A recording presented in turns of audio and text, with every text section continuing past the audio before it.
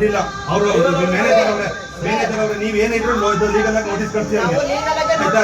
ಇವತ್ತು ನಮಗೂ ಮಾತಿಲ್ಲಪ್ಪ, ನಮಗೂ ಇವ್ರಿಗೂ ಮಾತಿಲ್ಲ. ಈಗ ಮ್ಯಾನೇಜರ್ ಅವರೇ ಮತ್ತೆ ಈಗ ಟೈಗರ್ ಏನೈತೆ ಅವ್ರ ಜೊತೆ ಮಾತಾಡ್ಕೊಡ್ತೀವಿ. ನಮ್ಗೆ ಇವತ್ತು ನಮ್ಮ ರೈತನಿಗೆ ಅನ್ಯಾಯ ಆಗೈತೆ. ಹೌದು, ಮತ್ತೆ ನಮ್ಮ ರೈತನಿಗೆ ಅನ್ಯಾಯ ಆಗೈತೆ. 4 ಅಂತ ಕಟ್ಟಿದೀವಿ ಅಂತ ಅಂದ್ರೆ 4-5 ಲಕ್ಷ ದುಡ್ಡು ಕಟ್ಟಿದೀವಿ. ನಮ್ಗೆ ಏನು ಗೊತ್ತಿಲ್ಲ. ನಮ್ಗೆ ಒಂದು 2 ನಿಮಿಷ ಸುಮ್ಮನೆ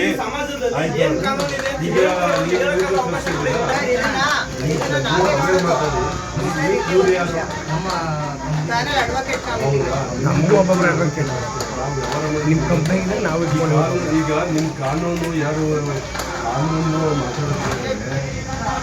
ಈ ದೇಶದಲ್ಲಿ ಕಾನೂನಷ್ಟು ಹದಗೆಟ್ಟವರು ಯಾವುದೂ ಇಲ್ಲ. ಇಲ್ಲಿ 7 ದಿವಸ ಒಳಗಡೆ ಅಂತ ನೀವು 19ನೇ ತಾರೀಕು ನೀವು ನೋಟಿಸ್ ಕೊಡ್ತೀವಿ, 20ಕ್ಕೆ ನೀವು ಸೀಸ್ ಮಾಡ್ತೀವಿ. ಅಲ್ಲಿ 7 ದಿವಸ ಅಂತ ಯಾಕೆ ಮೆನ್ಷನ್ ಮಾಡಿದ್ವಿ? ನಿಮ್ಗೆ ಗೊತ್ತಿಲ್ಲ, ಕಾಮನ್ ಸೆನ್ಸ್ ಇಲ್ಲ.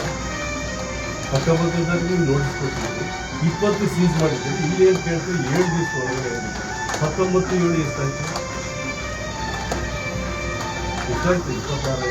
26 ಆದಮೇಲೆ ಸೀಸ್ ಮಾಡಿದ್ವಿ.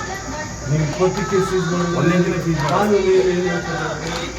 ನಿಮಗೆ ಒಂದು ರೈತರಿಗೆ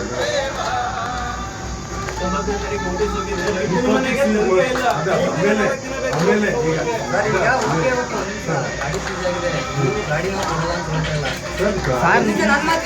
ನಿಮ್ಮ ಪ್ರೊಸೀಜರ್ ಇಂದ ಗಾಡಿ ಸೀಸ್ ಮಾಡಿದ್ದೀರಲ್ಲ ನೀವು.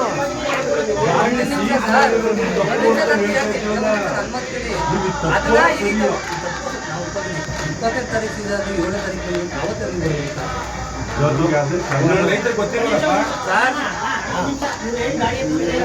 ಅವತ್ತೇ ಬರ್ಬೋದಿತ್ತು. ಊರಿಗೆ ಬಂದು ನೀವು ರೌಡಿಗಳ ತರ ವರ್ತನೆ ಮಾಡೋರು ನಿಮ್ಮ ಆಫೀಸಿಗೆ ಬಂದ್ರೆ ಇನ್ಯಾವ ರೀತಿ ನೀವು ವರ್ತನೆ ಮಾಡೋದು?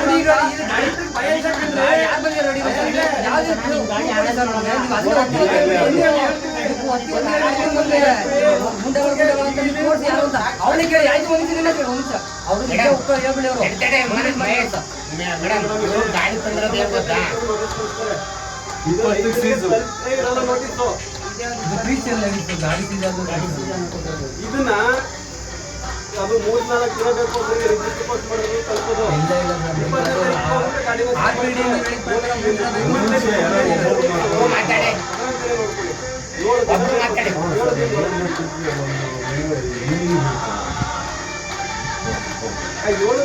ನೀವು ಹರಾಜ ಮಾಡ್ಕೊಂಡಿದ್ದೀರಾ. ನೋಟಿಸೇ ತಲುಪಿಲ್ಲ ರೈತರಿಗೆ. ಪ್ರೊಸೀಜರ್ ಈಗ ನನಗೆ ಕೊಡಿ, ಬೇಕಾದ್ರೆ ಇವ್ರ ಹತ್ರ ಮಾತಾಡೋದು ದೊಡ್ಡವ್ರ ಹತ್ರ ಮಾತಾಡ್ತೀವಿ. ಒಂದು EMI-ನ ಈಗೇನು ಪೆಂಡಿಂಗ್ ಇತ್ತಲ್ವಾ ಅದೊಂದೇ ಬ್ಯಾಲೆನ್ಸ್. ಮೇಡಮ್ ನಾನು ಕೇಳ್ತೇನೆ, ಒಂದು ನಿಮಿಷ ನಾನು ಹೇಳ್ತೀನಿ. ಅನ್ಯಾಯ ಅನ್ಯಾಯ ಅನ್ಯಾಯ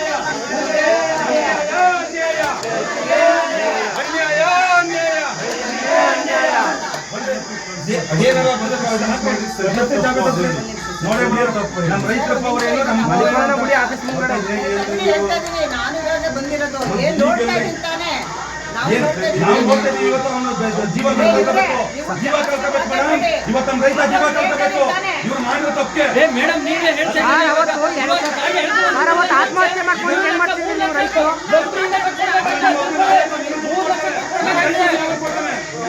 ಮಾತಾಡಿ, ಎಲ್ಲಾರು ಮಾತಾಡಿದ್ರೆ ಆಗಲ್ಲ.